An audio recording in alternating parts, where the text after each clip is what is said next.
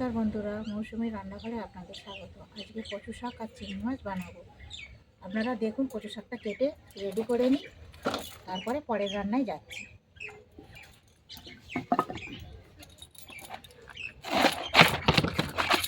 কতটা মোটা কচু দেখুন বন্ধুরা, আপনারা আমাদেরই বাড়িতে তৈরি কচুটা।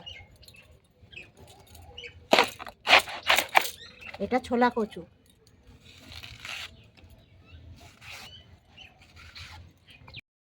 এইভাবে পিস করে নেব। কচু কাটা আমার শেষ হয়ে গেছে, এবার ধুয়ে সিদ্ধ করতে দেব।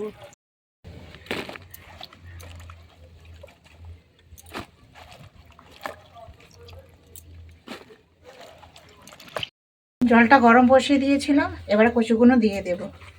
দিয়ে একটু হালকা লবণ দিয়ে সিদ্ধ করে নেবো কচুগুলো।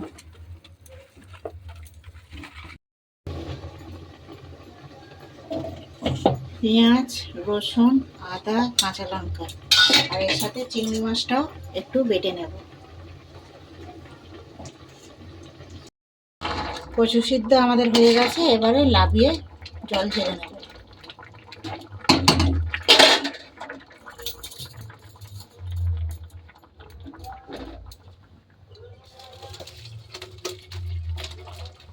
গরম হয়ে গেছে সরিষার তেল, তেজপাতা, শুকনো লঙ্কা ফোড়নে দেবো, পাঁচফোড়ন দেবো, গোটা জিরে দেবো।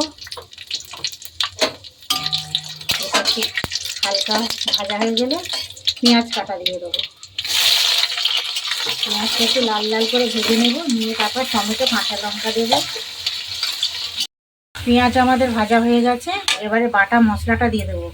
চিংড়ি মাছ, আদা, রসুন, পেঁয়াজ যে মশলাটা করলাম সেটা এবার দিয়ে দিলাম। এরপরে দেবো টমেটো আর কাঁচা লঙ্কাটা, আর এক চামচ নুন দেবো।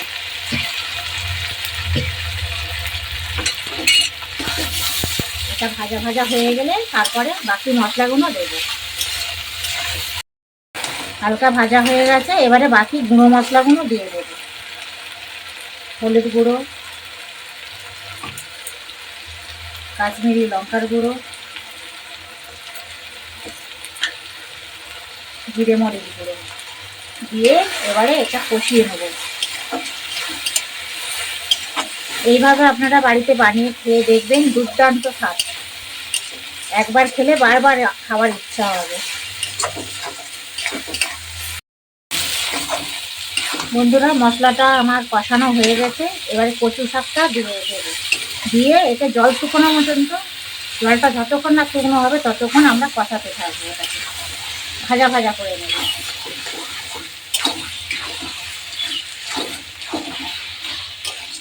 কত সুন্দর কালার এসছে দেখুন বন্ধুরা।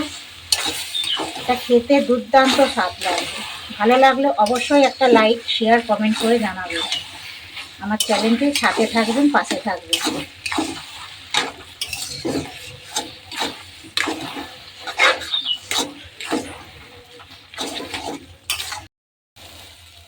দেখুন বন্ধুরা, কচুটা আমার হয়ে গেছে, তেল ছেড়ে দিয়েছে।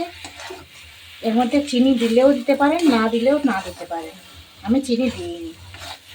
এবারে এটা লাগিয়ে নেব। দেখুন বন্ধুরা, কচুটা আমার হয়ে গেছে। কেমন লাগছে দেখুন। আপনারা অবশ্যই বাড়িতে বানিয়ে খাবেন।